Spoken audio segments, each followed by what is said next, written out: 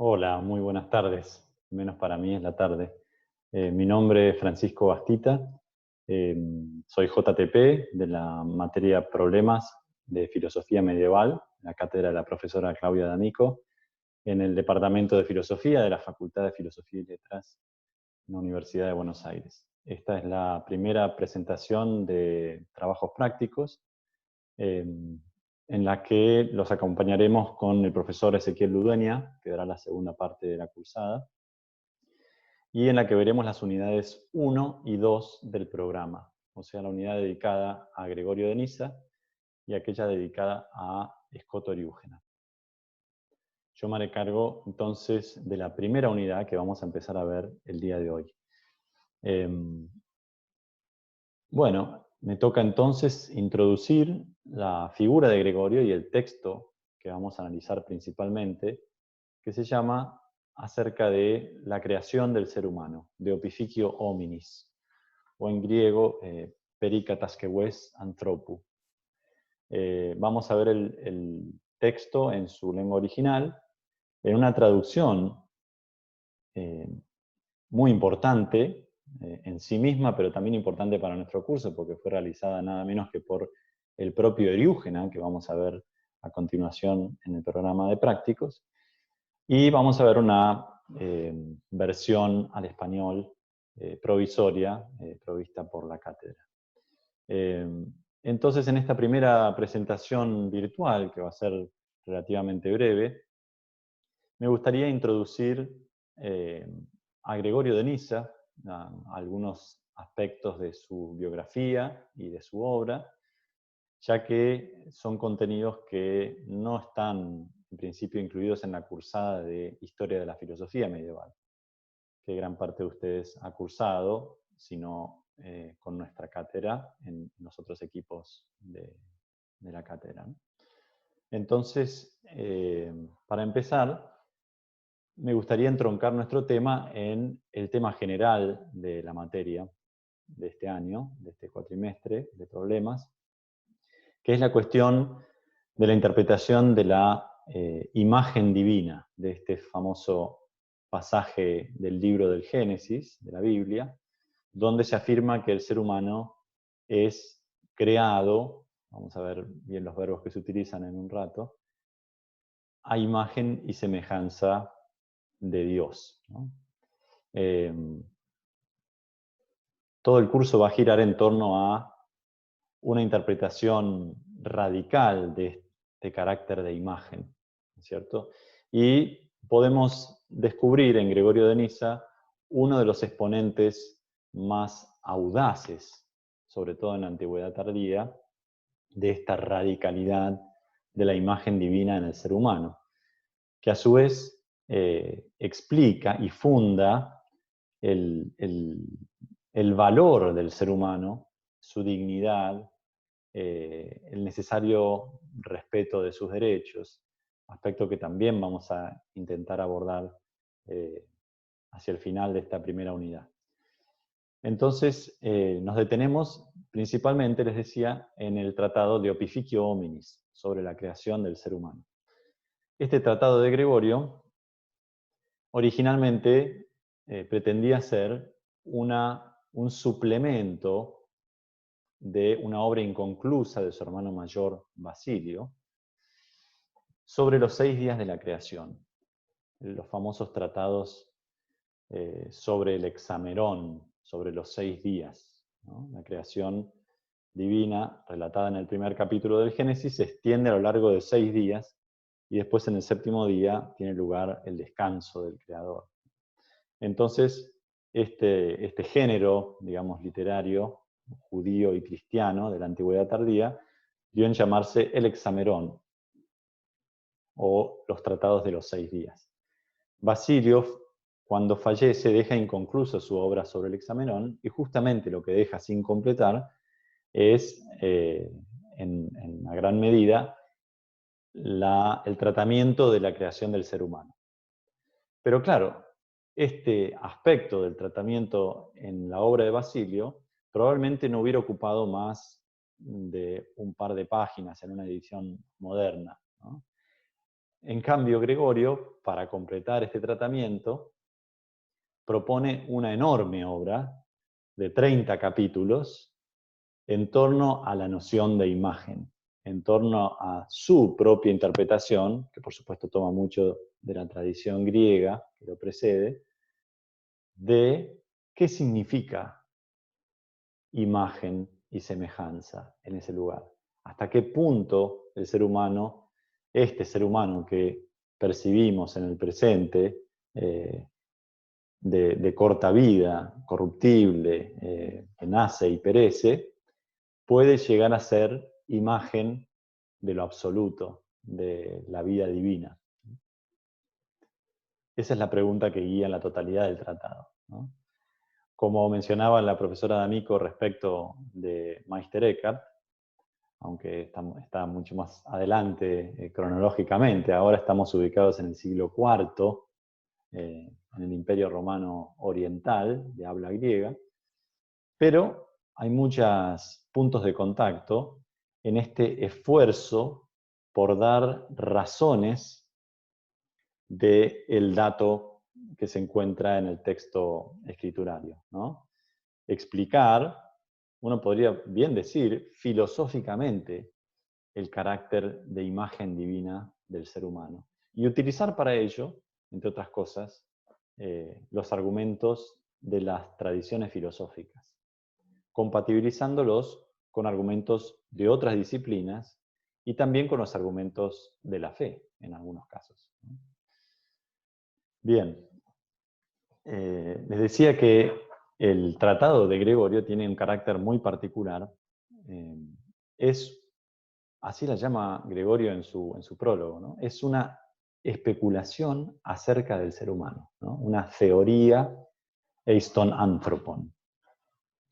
Y pretende ser una especulación integral acerca del ser humano. La palabra teoría es muy interesante porque, por un lado, remite a la interpretación bíblica, a lo que se llama la interpretación espiritual o alegórica de un texto bíblico, no en su sentido literal, digamos, que era muy común en la tradición exegética alejandrina, por ejemplo, que es muy influyente en Gregorio. Pero por otro lado, teoría directamente remite a la indagación filosófica, a la contemplación filosófica y también a la indagación científica, al método de la ciencia antigua, digamos, el método especulativo de las ciencias. Y Gregorio, por supuesto, incluye estos dos aspectos de la palabra teoría, que viene de theorein, de contemplar, ¿no?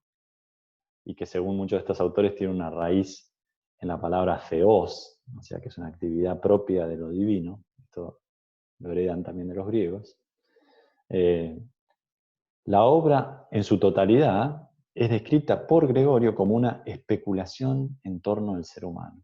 Sería como una suerte de prehistoria de la antropología, ¿no? Filosófica. Lo que pasa es que no es una obra estrictamente filosófica, no es una obra de escuela, podríamos decir, porque estamos hablando de un autor cristiano que está comentando el Génesis, y sin embargo, todas las tradiciones filosóficas acerca del ser humano encuentran un lugar en esta tratativa de Gregorio, y son de distintas maneras asimiladas y transformadas en su especulación antropológica. Algunos caracteres de esta imagen, como para anticipar algunas cosas que vamos a encontrar en los textos, son, por ejemplo, el carácter viviente de la imagen. La imagen divina en el ser humano, dice Gregorio, no puede ser una imagen estática, como si fuera una estatua, por ejemplo, ¿no? O una mera pintura, ¿no? Quieta allí sobre un material inerte, sino que debe ser viviente, debe reflejar a su arquetipo, no solo en un aspecto exterior, corruptible, sino también en su obrar. Esto lo vamos a ver muy claramente en los textos. O sea que es una imagen genuina, una imagen en un sentido fuerte. Otra característica es que encontramos en el texto es que no intenta buscar tanto alguna dimensión de lo humano que de manera exclusiva exprese la imagen, aunque por supuesto el carácter intelectual va a tener un lugar de preponderancia. Sin embargo, la imagen de Dios en el ser humano parece estar más en la indeterminación, en una suerte de plenitud tal de perfecciones que no se pueden acotar a ninguna perfección en particular, ¿no? Y esto incluye, de manera muy interesante, una suerte de fusión en la naturaleza humana progresiva de los distintos grados de perfección, grados del ser y grados de la vida, con un lenguaje aristotélico en muchos casos. Un avance hacia la plenitud del ser humano que engloba en sí misma perfección a todos los niveles anteriores. Esto, por supuesto, que tiene antecedentes tanto en Aristóteles como en autores como Galeno, pero en Gregorio está, digamos, formulada en el contexto de su interpretación del Génesis, ¿no? Entonces adquiere algunos caracteres muy particulares y pretende revelar, según Gregorio, misterios acerca de la esencia del ser humano, ¿no? Bien, también hay un interrogante aquí acerca de la posible integración del cuerpo en, no tanto en la esencia de la imagen, pero sí del cuerpo en la perfección de la imagen, una especie de comunicación de la belleza divina, también en el aspecto corporal del ser humano. Cosa que es también un acento fuerte en la obra de Gregorio y no siempre retomado en la tradición posterior. Porque, por supuesto, había muchas tendencias de tipo dualista en las tradiciones del platonismo cristiano contemporáneas, anteriores y posteriores a Gregorio.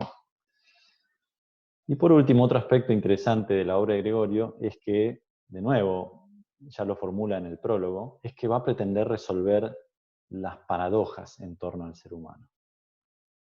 Reconoce su audacia al afrontar un objeto tan complejo como el ser humano y se propone resolver las paradojas en torno del hombre. Una paradoja la podríamos mencionar como una paradoja estructural, que tiene que ver justamente con la composición del ser humano, ¿no? De un aspecto espiritual, un aspecto del alma o del neuma, y un aspecto corporal, físico, ¿no? Por supuesto que estos dos aspectos pueden estar en conflicto y pueden mostrarse como paradojales para definir a la imagen divina, a un ser que en sí mismo es compuesto o cuyos elementos están en pugna o pueden estar en pugna, ¿no? Esa sería una de las paradojas. Y la otra es lo que se podría llamar la paradoja de los tiempos, que es a la que hacía alusión hace un rato, de cómo es posible que el ser humano haya sido creado a imagen y semejanza de Dios en una plena posesión de la perfección de la naturaleza divina y en el presente sufra todas las contradicciones, las miserias, la enfermedad, la muerte, ¿no? Que es tan evidente, bueno, en nuestro contexto, particularmente la cuestión de la enfermedad, ¿no? Una enfermedad que se expande de este modo. Y en esta paradoja del presente también incluye Gregorio, y esto lo vamos a ver hacia el final de la unidad, la cuestión de la enemistad entre los seres humanos, la división entre los seres humanos y la desigualdad. Gregorio era un pastor exigente y muy duro con sus oyentes, vamos a verlo también hacia el final, con sus oyentes que poseían esclavos o grandes extensiones de tierra y no eran generosos con sus bienes. Entonces, los corolarios ético-sociales, digamos, de esta perspectiva antropológica, son muchos en la obra de Gregorio. Y son muy ricos incluso para un diálogo con nuestro pensar contemporáneo. Entonces, eso es lo último que vamos a ver hacia el final de la unidad. Pasamos ahora entonces a una breve explicación sobre la figura y la obra de Gregorio, ¿sí? Para la que voy a utilizar una presentación de PowerPoint. Ahí tenemos a nuestro Gregorio. Esto es un icono moderno, por supuesto no es una imagen antigua, pero los rasgos de Gregorio obedecen a tipologías antiguas, ¿no? Esto de la frente grande, por ejemplo, la barba crecida. Bueno, allí tenemos el título de nuestra unidad, la noción radical de imagen divina en Gregorio de Niza, y este va a ser el autor entonces que vamos a analizar en esta primera parte de prácticos. Primero, me gustaría mencionar algunos aspectos de sus orígenes, digamos, su proveniencia, ¿no? Gregorio nace en el ámbito de una familia cristiana aristocrática, tal vez perteneciente a la clase imperial de los curiales. Hay un estudio de Kopeček que descarta que la familia de Gregorio pertenezca a la clase senatorial, que era la clase más importante dentro de la jerarquía, digamos, de los ciudadanos romanos. Por supuesto, son ciudadanos del imperio, y pertenecerían, según varias evidencias y testimonios históricos, a esta clase de los curiales, que era una clase que tenía una función administrativa, generalmente estaba compuesta por mercaderes o dueños de latifundios, terratenientes importantes, y participaban en el gobierno de las ciudades, en muchos casos, ¿no?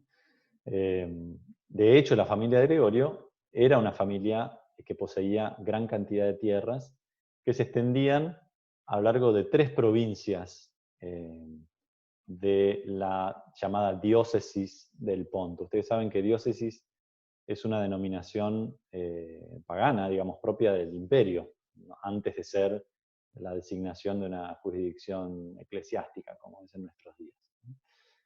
Acá el padre de Gregorio, llamado Basilio,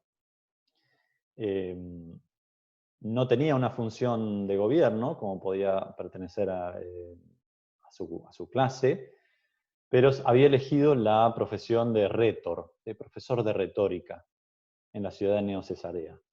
Es un dato importante porque Gregorio va a seguir el mismo camino, ¿sí?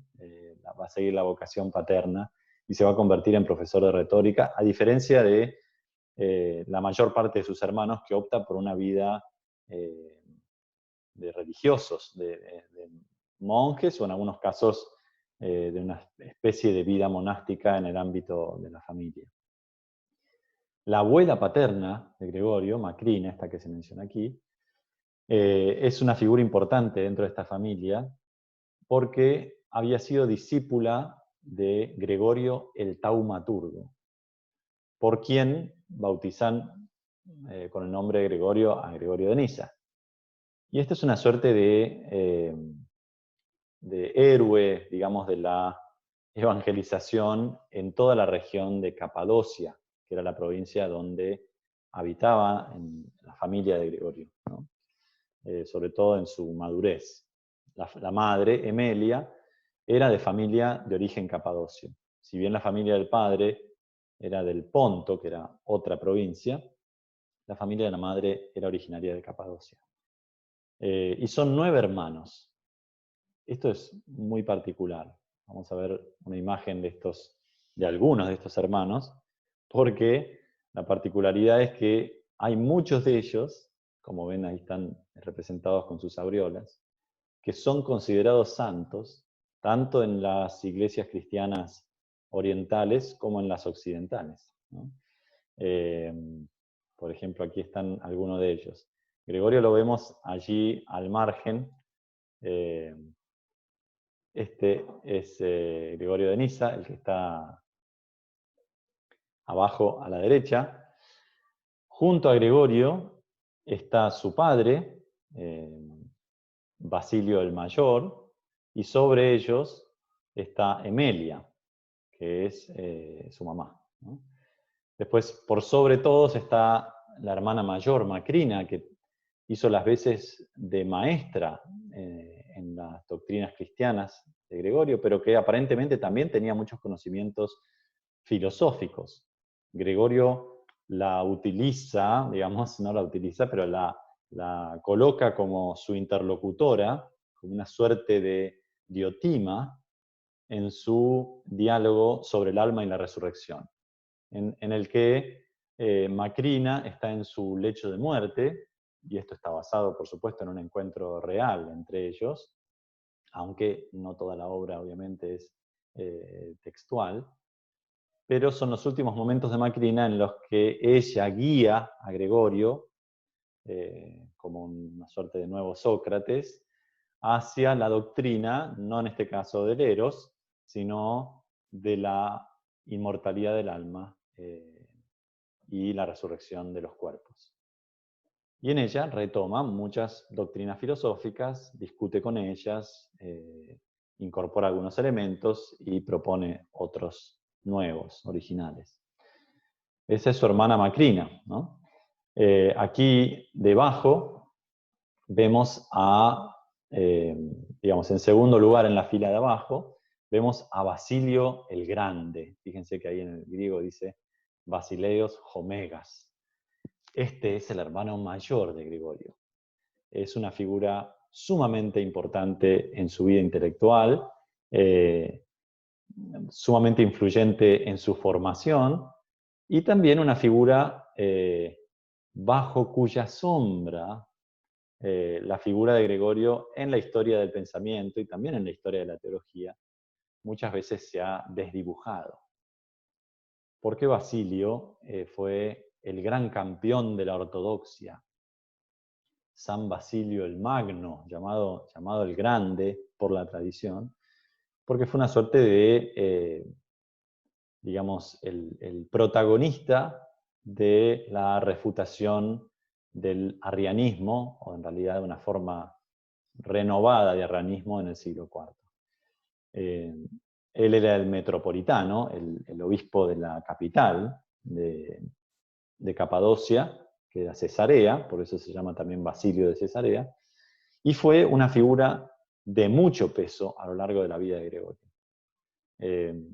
Solo después de la muerte de Basilio es cuando Gregorio surge como una figura autónoma y empieza su obra y su influencia a proyectarse, incluso hasta llegar a predicar a la familia imperial y a ser nombrado referente de ortodoxia él también, ¿no?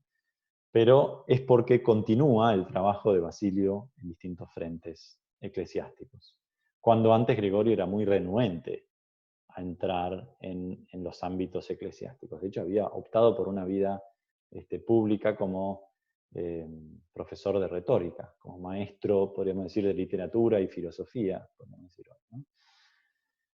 Después tenemos a otra hermana, a la izquierda, arriba, Teosebia, de la cual sabemos muy poco, pero que tal vez fue colaboradora de Gregorio de Niza en su episcopado, organizando algunas de las comunidades que vivían en la ciudad de Niza. Y después, más a la izquierda, debajo tenemos a su hermano menor, Pedro, también considerado santo, Pedro de Sebaste. Como ven de las figuras de abajo, hay tres que tienen los palios episcopales con las cruces, ¿no? Son de izquierda a derecha Pedro, Basilio y Gregorio, y en el medio, sin el palio episcopal, es el padre Basilio, que fue maestro de retórica. No cursó la carrera eclesiástica. Bien, esta es esta familia tan particular, ¿no? Llena de santos. Bien, entonces vamos a seguir adelante, teniendo en cuenta ahora la formación de Gregorio.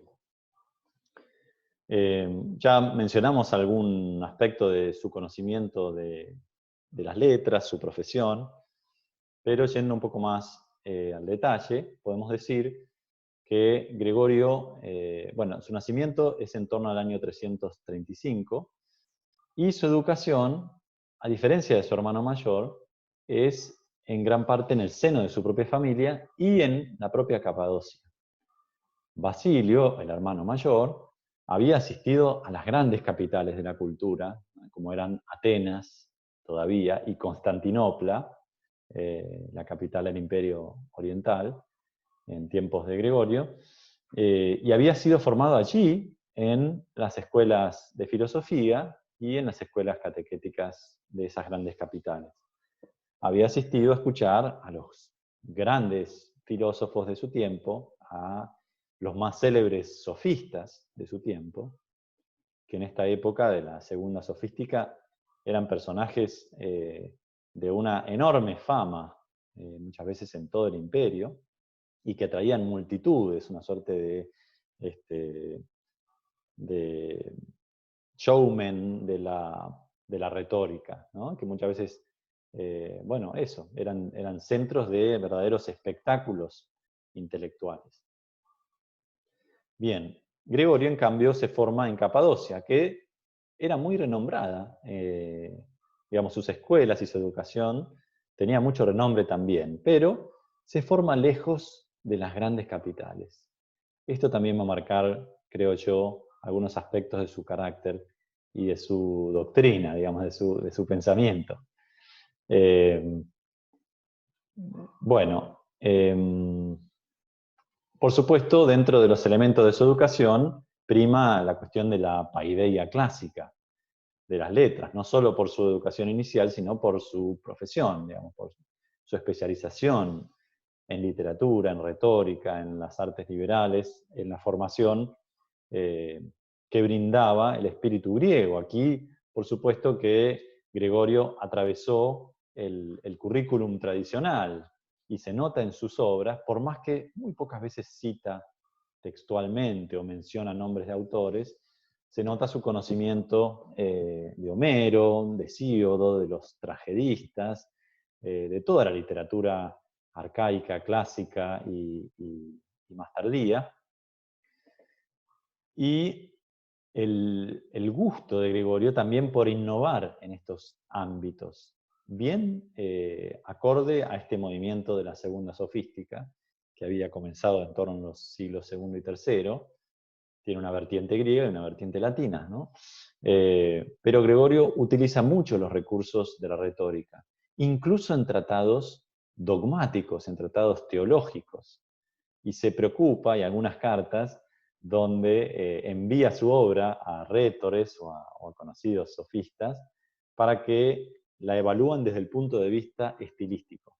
Una obra que era una refutación teológica. Así que Gregorio, incluso en esas dimensiones más técnicas y más teológicas, también se preocupa por el estilo, por el ritmo de la prosa. El griego de Gregorio es un griego muy particular, incluso en estos tratados más filosóficos o más teológicos, se preocupa por mantener la belleza del ritmo y la elocuencia. Por supuesto que esta formación, la formación retórica, era muy completa en el caso de Gregorio. Y él mismo se proponía como una suerte de innovador, ¿no? en sus múltiples usos de la lengua. Tiene muchos neologismos, ¿no? Que son retomados a partir de su obra, por ejemplo, algunos de ellos en Máximo el Confesor, en autores griegos posteriores. Son muy interesantes eso desde un punto de vista filosófico, ¿no? Porque hay algunas innovaciones terminológicas que llaman la atención. y tiene un profundo conocimiento de las escuelas médicas de su tiempo. Esto es una característica común a toda la familia. Tienen un profundo conocimiento de medicina, se ve por una vertiente familiar, no estamos muy seguros. Basilio tenía una impresionante formación en medicina, y no solo la utilizan, digamos, de modo accesorio, como se solía hacer en la retórica de la época, como para brindar algunos ejemplos o hacer algún excursus en un tratado teórico como para descansar en alguna demostración de erudición de parte del autor, sino que Gregorio incorpora la anatomía y los conocimientos médicos a su propia concepción, en muchos casos, ¿no? Particularmente en nuestro caso. En nuestro caso, otra de las síntesis que intenta Gregorio es combinar, amalgamar la doctrina filosófica per ipsiges acerca del alma, de la tradición platónica, aristotélica, estoica, con la tradición médica, lo que llaman las ciencias anatómicas, ¿no? Y trata de conjugarlas en una visión integral, ¿no? Por eso su tratado se puede considerar uno de los primeros, si no el primer intento de formular una antropología integral, ¿no? Y no detenerse solamente en el aspecto del principio vital o solamente en el aspecto del cuerpo, ¿no? Bien. Y esto que ya venimos diciendo, Gregorio es un profundo conocedor de las escuelas filosóficas, principalmente de la platónica, cuyo, digamos, el nexo de Gregorio con esta tradición ha sido muy estudiada. Hay un libro clásico de Chernis, pero después ha habido muchos otros estudios que lo han completado y en algunos casos, creo yo, profundizado y corregido. Gregorio conoce muy profundamente las distintas tradiciones filosóficas en el espíritu de Orígenes de Alejandría, de quien se cuenta que las enseñaba todas en su escuela de Cesarea, o antes también cuando habitaba en Alejandría. Orígenes es una influencia muy fuerte sobre el pensamiento de Gregorio. Y entre otras cosas por esta enorme libertad intelectual que tenía al afrontar las distintas escuelas. Proponía a sus alumnos leer a todos los autores sin emitir juicios previos, esperar a verlos leídos a todos y escuchar todos sus logoi, escuchar todas sus razones. Aprendiendo tal vez de su amado Filón, a quien elogia tantas veces, Orígenes también hace entrar las razones de los filósofos, como también mencionaba la profesora D'Amico, a la formulación de esta nueva cosmovisión, ¿no? Nueva concepción del ser humano, del cosmos, que propone en los autores cristianos de este tiempo. Y Gregorio claramente sigue en esa línea, ¿no? Por más que es difícil identificar fuentes precisas para muchas de sus doctrinas, porque reelabora sus fuentes y no menciona autores, salvo en algún caso que esté haciendo una crítica a sus adversarios diciendo que tomaron esto de Aristóteles o lo utilizaron erróneamente, ¿no? Pero no es de citar sus fuentes y más bien las incorpora y las reelabora, las transforma en su propia doctrina, que suele ser bastante original. Y por último, esto que ya habíamos mencionado también, de la influencia de esta tradición cristiana alejandrina. Los exponentes más cercanos a Gregorio del siglo anterior serían Clemente y Orígenes, pero el antecedente claro y que muchos de ustedes vieron en la cursada de Historia de la Filosofía Medieval es Filón de Alejandría, que inaugura de algún modo, por lo menos de los autores que sobreviven de este judaísmo helenístico, inaugura esta tradición conjunta de pensar la escritura filosóficamente, ¿no? Con asistencia de los filósofos, no solo de Platón, sino también de los estoicos, de los neopitagóricos, etc. A la par de la influencia alejandrina de Gregorio, que por supuesto es fuertemente platonizante, podríamos decir, hay un elemento de influencia que aquí llamo asiática, ¿no? Que tiene que ver con una tradición muy fuerte en el judaísmo y el cristianismo de Siria, especialmente, de matriz más semítica, que pone mucho el acento sobre la carne y la unidad del ser humano, que rehúye un poco del dualismo platónico y que pone el foco sobre la unidad, también sobre la unidad de lo divino, con lo cual son muy resistentes a esta denominación de hipóstasis, ¿no? Refiriéndose a las personas divinas. Gregorio también recibe como un contrapeso a su platonismo, digamos así, de esta tradición más semítica, que aquí llamamos asiática, siguiendo una denominación de un historiador del pensamiento que se llama Simonetti. Bueno, esto para mencionarlo va a volver esta cuestión de la influencia asiática o semítica, cuando veamos los textos lo vamos a ver muy claro. Bien, y por último algunos detalles de su biografía, de su trayectoria intelectual y luego eclesiástica, y algunos aspectos de su carácter, que creo que pueden resultar de interés para el estudio de los textos también, para comprender su pensamiento.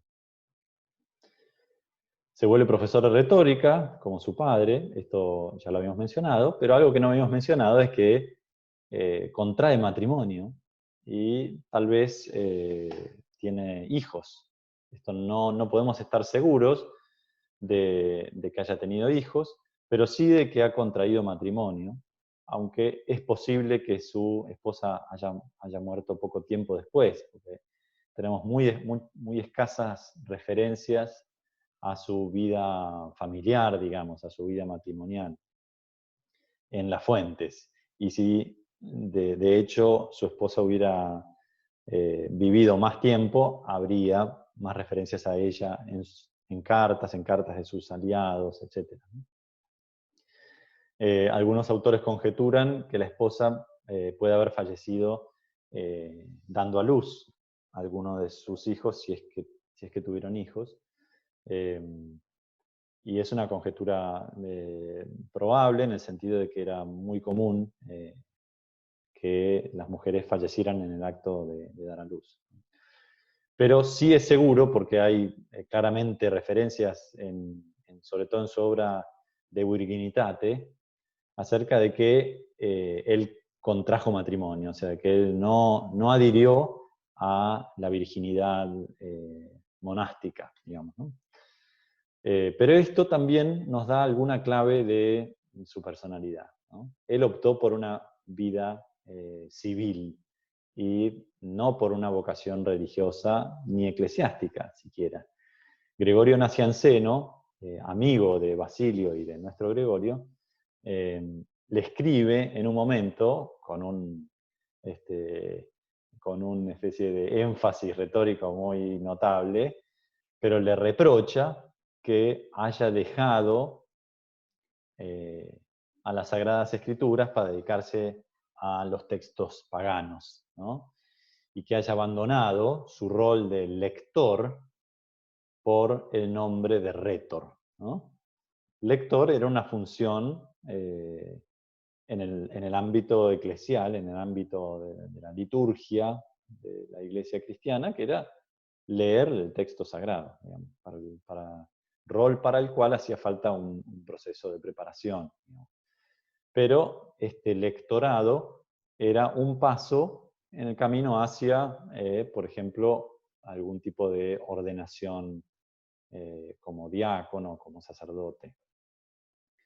Entonces, según el texto de Nacianceno, que por supuesto es muy rimbombante y exagerado, porque según los historiadores, ser rétor no, no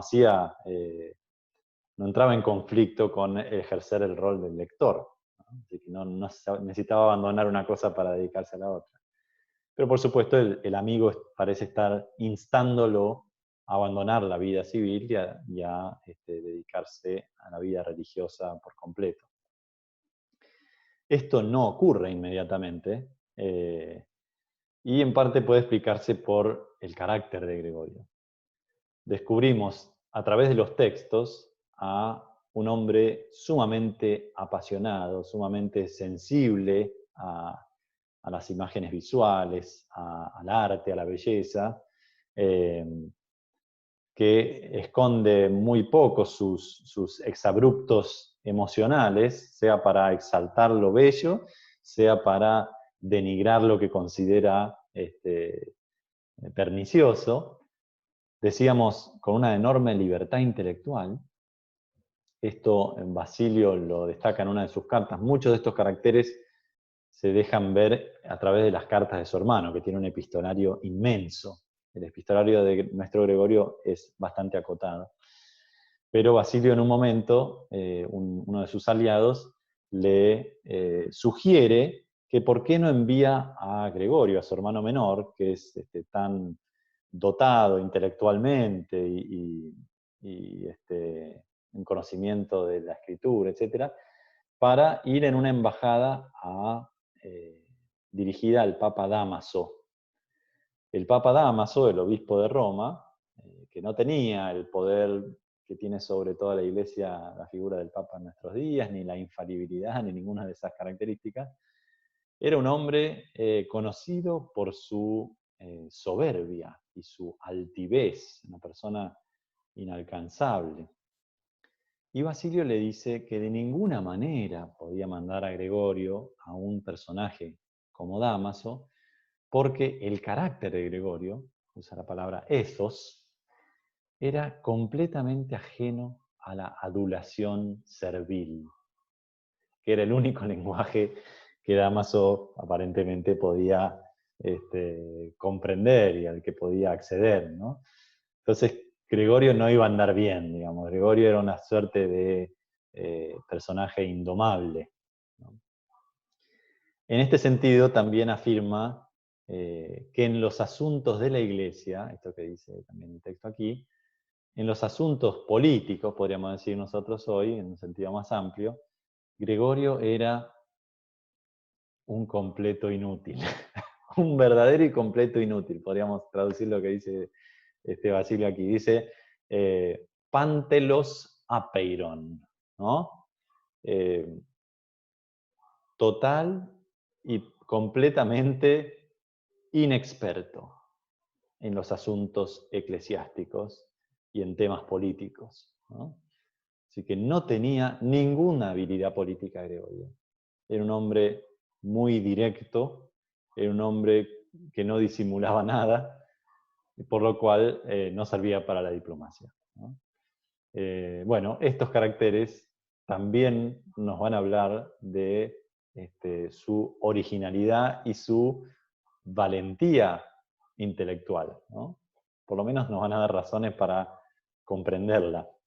Van a ver que en algunos de los textos, sobre todo los que vamos a ver hacia el final, de los corolarios éticos y sociales de su concepción de la imagen divina, son de una audacia enorme. Y entre otras cosas explican por qué Basilio lo destina como obispo a una ciudad muy pequeña, que es Nisa. Nisa no existe hoy, hay unas ruinas que se atribuyen a esta ciudad, pero aparentemente era una ciudad minúscula en Capadocia, que no hubiera meritado un obispado, digamos. De hecho, Gregorio es el primer obispo de Nisa. Vamos a ver entonces por qué Basilio lo puede haber destinado a una ciudad tan pequeña, ¿no? Les dejo ese interrogante para el final de nuestra parte. Bueno, entonces, en este contexto, Basilio mismo también dice que Gregorio es forzado a aceptar el episcopado. la función de obispo, alrededor del año 372. Puede ser un poquito antes, entre el 371 y el 372. Estamos hablando siempre, por supuesto, de la era común, ¿no? Basilio, metropolitano, obispo principal de Capadocia, al dividirse la provincia de Capadocia en dos, por una cuestión aparentemente administrativa del imperio, pierde muchos obispos aliados en su provincia y por lo tanto poder sobre su provincia. Entonces decide inaugurar nuevos episcopados y nombrar a aliados en estas nuevas sedes.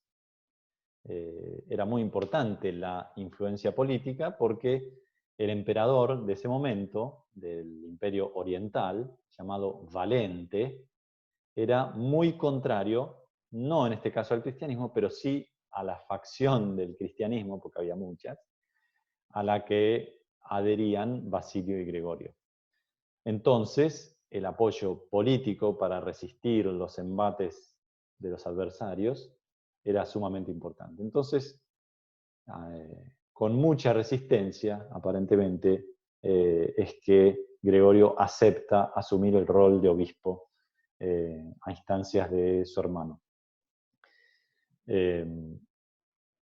Pero tiene muchos problemas, porque efectivamente no es tan hábil políticamente como Basilio, y entre otras cosas es depuesto de su sede episcopal, o sea, es expulsado, exiliado de la ciudad de Niza por sus adversarios, con el apoyo imperial, muy probablemente, entre los años 376 y 378. Después, según narra él mismo, es recibido muy calurosamente por toda la comunidad de Niza, cuando finalmente regresa, después de la muerte de Valente, y cuando son revocadas todas estas condenas a los obispos que adherían a los dogmas de Nicea, o sea, que después son considerados ortodoxos por la tradición, pero nada estaba claro en esta época, ¿no? ¿Cuál de las facciones resultaría victoriosa, digamos, en el mediano plazo? Entonces, bueno, esto es la deposición de su sede. Acompaña a Gregorio, como sugeríamos también antes, y continúa la tarea de su hermano, sobre todo después de la muerte de Basilio, que tiene lugar el mismo año de la muerte de Valente, con unos pocos meses de diferencia.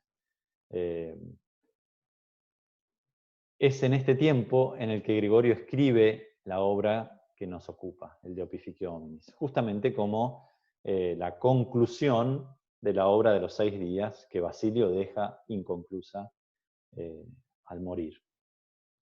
Muy poco tiempo después, en el año 379, muere la hermana mayor de Basilio, de Basilio y Gregorio, Macrina, que así como Basilio, ¿no?, decíamos que había ocupado el rol de maestra de Gregorio. Gregorio la llama maestra y una madre después de mi madre. O sea que el rol de Macrina, como puede verse muy claramente en las 2 obras que le dedica Gregorio, es un rol fundamental en la vida del niceno. En primer lugar, como educadora, como la que lo introduce a la tradición cristiana, y en cierto aspecto podríamos considerar que también a la tradición de filosofía platónica cristiana, ya pasada por el tamiz de la tradición alejandrina. Además, es un ejemplo vivo para Gregorio de algunos valores que él también pretende incorporar. Entre otros, lo que él llama la igualdad de honor, un término muy importante para lo que vamos a ver nosotros a lo largo de esta parte de prácticos. La palabra es homotimía, de idéntico valor sería, ¿no?, de idéntico honor. Por esta homotimía, nos relata Gregorio en su vida de Macrina, al morir el padre de ambos, el padre de Basilio el Mayor, ella convence a su madre, Emelia, de igualarse con sus sirvientas y de conformar una suerte de comunidad de hermanas, ¿no? Que no sería probablemente un monasterio en el sentido estricto, sino que seguían viviendo en la propiedad familiar, pero se erradicaban todas las diferencias de clases entre ellas. Esta concepción y este ejemplo que dan al joven Gregorio, que era muy joven cuando había fallecido su padre, las mujeres de la familia, es, creo yo, un hito muy importante para entender no solo su concepción del ser humano, sino también y sobre todo las consecuencias sociopolíticas que él extrae de esta concepción, que incluyen, entre otras, la afirmación de una cierta igualdad del varón y la mujer, respecto de la virtud y respecto de algunos otros aspectos. Por más que permanece en Gregorio y en su familia, por supuesto, muchos de los cánones clásicos acerca de la diferencia entre el varón y la mujer, pero es muy notable cómo también retrotrayéndose a tradiciones filosóficas helenísticas, ¿no? Como muchos de ustedes saben, está en ellos la afirmación de una cierta igualdad del varón y la mujer, una igualdad en dignidad, una igualdad en capacidad para la virtud, y una igualdad fundada en la imagen divina común a ambos, ¿no? Esto es, bueno, me estoy adelantando un poco a lo que vamos a ver a lo largo del curso. Gregorio asiste, esta es tal vez una de la coronación de su rol más protagónico en la vida eclesiástica, asiste como una autoridad importante al concilio de Constantinopla, el segundo gran concilio ecuménico del siglo IV. El primero fue el Nicea, y el segundo es este concilio de Constantinopla en el año 381. Al finalizar el concilio, es nombrado como uno de los referentes de la ortodoxia en las provincias orientales. Y sabemos que muere en torno al 394-395, que son los años en los que, de los que nos llega alguna información sobre su participación en algún sínodo, etc. Pero es muy probable que haya fallecido en torno a esos años. Bien. Bueno, después de haber hecho una breve introducción a la figura de Gregorio, lo que vamos a hacer entonces es una también breve introducción a la temática que Gregorio analiza en esta obra. Es la temática de la imagen y semejanza divinas. Bueno, es importante ir a los textos en este caso, porque tal vez estamos más familiarizados con la formulación latina, a la que hizo referencia la profesora D'Amico en sus primeras clases, pero sabemos que Gregorio trabaja con el texto griego de la Biblia, el texto conocido como la versión de los 70 o la Septuaginta. Pero incluso este texto sobrevivía en distintas versiones en tiempos de Gregorio, y se le habían agregado nuevas versiones griegas que en muchos casos pretendían corregir a la versión de los 70 más antigua, se retrotrae hasta el siglo III antes de Cristo. Y estas nuevas versiones pretendían de alguna manera corregirla o volverla más fiel al texto hebreo. Bien, entonces volvemos a la presentación, donde tenemos en primer lugar, no hace falta obviamente que lo lean, pero tenemos en primer lugar el texto griego, que es el texto que maneja Gregorio, ¿no? Y dijo, Dios, hagamos al ser humano según nuestra imagen y según semejanza, se entiende también nuestra semejanza, ¿no? Hay un pequeño fragmento del primer versículo, Génesis 1:26, que dejo de lado por ahora, y voy al versículo siguiente, el 27, que dice, e hizo Dios, usa el mismo verbo, poieo, hacer, al ser humano, según imagen de Dios lo hizo, poiesen autón, lo hizo a él, ¿no? Arsen caicelu epoiesen autus. Varón y mujer los hizo a ellos, en plural, ¿no? Llama la atención este cambio hacia el final del singular a imagen de Dios, hizo a al ser humano, o sea, a la especie humana sería, según la interpretación de Gregorio por lo menos, y después dice varón y mujer, hizo a un objeto en plural, al autus, al pronombre en plural. Esto también se observa en el texto hebreo, ¿no? Solo lo pongo acá a modo ilustrativo, pero van a ver que se mantiene esta distinción entre estas últimas dos frases. Una se refiere al autón, al singular, y otra al plural. Vamos a ver que esto puede ser interpretado, que un aspecto de la creación se dirige al universal y otro a los particulares, ¿no? Bueno, ahí tenemos el texto hebreo. Ustedes saben que el texto hebreo que nosotros, con el que contamos, es en realidad muy tardío, compilado en torno al siglo IX de la era común, que por supuesto es una tradición muy anterior a la Septuaginta, la que termina en estas formulaciones del siglo IX, el texto que se llama Masorético. Pero los testimonios de la Septuaginta son en muchos casos anteriores a los testimonios que tenemos de este texto hebreo. Con lo cual, paradójicamente, en algunos casos, parecería ser que la versión griega nos da una lectura más antigua que el texto que tenemos en el original hebreo, ¿no? Esto para los que se dedican al estudio de la Biblia judía es un tema harto conocido, digamos, ¿no? Pero bueno, como estamos tratando este texto, al menos como un motivo de especulación, motivo de indagación filosófica, me parece que puede ser interesante este aspecto más material de los textos, ¿no? En hebreo dice que Dios creó a Adán. Adán significa ser humano también, ¿no? No solo el nombre propio Adán, ¿no?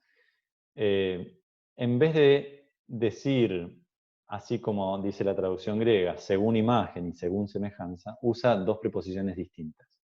Dice, betzalmenu kidmutenu, ¿no? En una dice, en, algo así como, en la imagen nuestra, y después dice, como semejanza nuestra, ¿no? Usa dos preposiciones distintas. En el griego, evidentemente, esto fue simplificado. En los dos casos usa kata, ¿no? Bien, es otra característica que puede ser interesante para ver las diferencias entre un texto y otro, ¿no? Entre la traducción y el supuesto original, ¿no?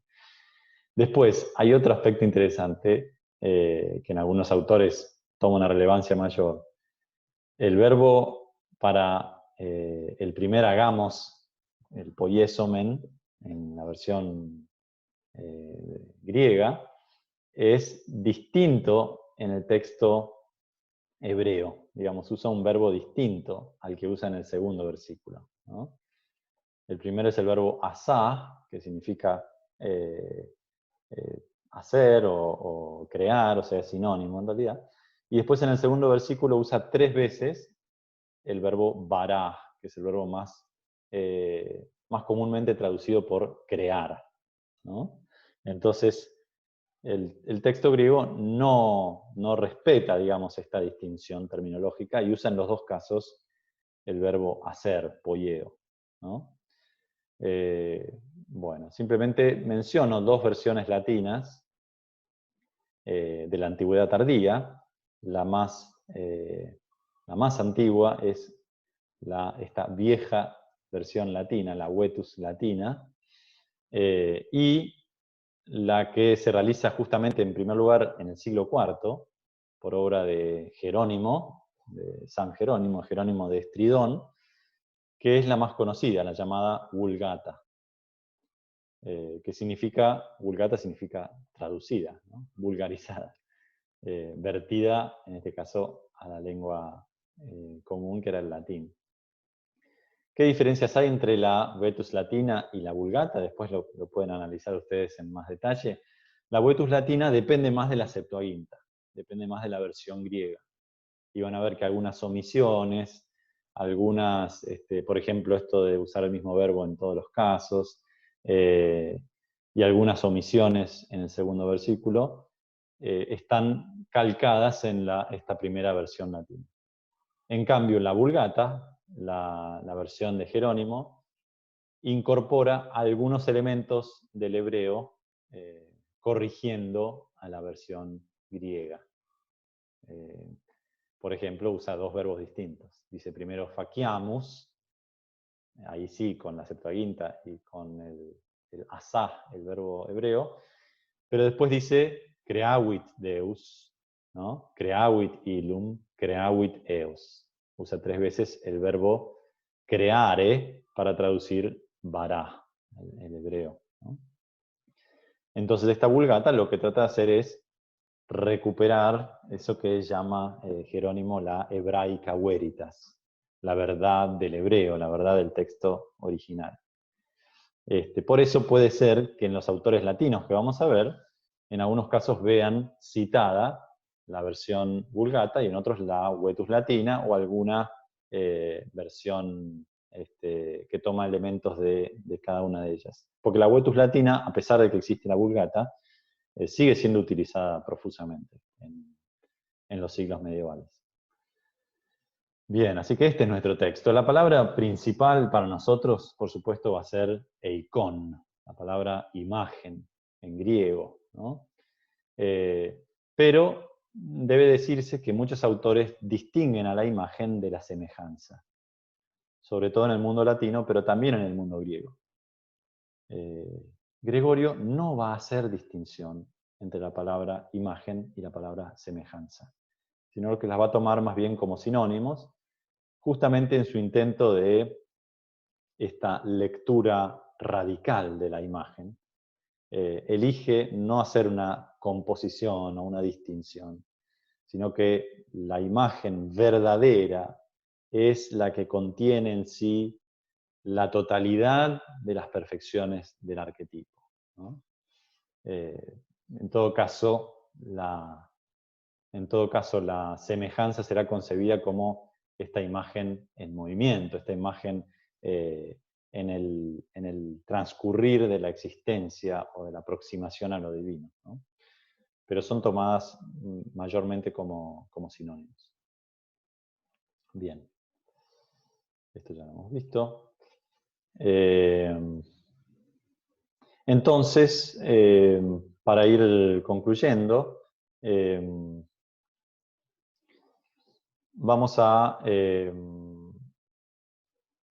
que vamos a hacer la semana próxima es comenzar con la lectura de los textos, así como hicieron con la profesora D'Amico. Vamos a tener, la idea sería tener una clase por Zoom, vía Zoom. Si a ustedes les parece, esto es para conversarlo, podría ser en el horario de la comisión de prácticos, que es el día jueves a las 11. Yo diría que no se preocupen los que no puedan asistir, o los que tengan problemas de audio durante la presentación, porque lo que vamos a hacer es grabarla y también subir de alguna forma, aunque tal vez no al canal, pero subir esa grabación de la clase para que la puedan consultar los que necesiten, en el marco del campus probablemente, o del Drive. Bueno, así que hasta aquí la presentación de la figura de Gregorio de Nyssa y del tema que va a abordar en la obra que nos ocupa, el De Opificio Hominis. El texto lo pueden consultar en la sección de fuentes de la bibliografía obligatoria. Aquí les doy un pequeño vistazo. El texto incluye 3 columnas. En la primera columna está el texto griego, en la versión de Migne. Introduje algunos cambios, algunas modificaciones de una edición crítica del siglo XIX. Pero bueno, no es importante. El texto central es el texto de este editor francés muy importante de la patrología griega, con algunas pequeñas modificaciones. En el medio tienen la traducción latina de Eriúgena, que va a ser muy importante que la sigamos y la saboreemos, porque ya contiene una suerte de lectura filosófica del texto de Gregorio. No es un traductor cualquiera. La obra de Gregorio ya había sido traducida al latín en el siglo VI, pero por un sabio teólogo y hombre de letras, que le costó horrores esta obra, sobre todo por el lenguaje técnico filosófico. En cambio, en Eriúgena descubrimos, en la versión de Eriúgena, una pasión por estas doctrinas que se amalgaman y se mezclan, y por esta terminología que traduce bastante fielmente, ¿no? En muchos casos, por más que muchos critican a Eriúgena como traductor, bueno, el profesor Ludueña es un gran especialista también en ese aspecto de su obra. Aquí podemos ver una traducción que hace justicia a muchas de las elaboraciones más filosóficas. Y por último tenemos la versión en español, en muchos tramos muy provisoria, que ofrecemos aquí para el trabajo con la cátedra.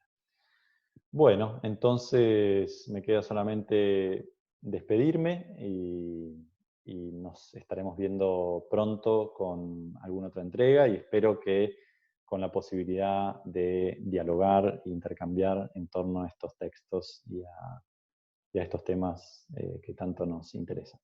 Muchas gracias.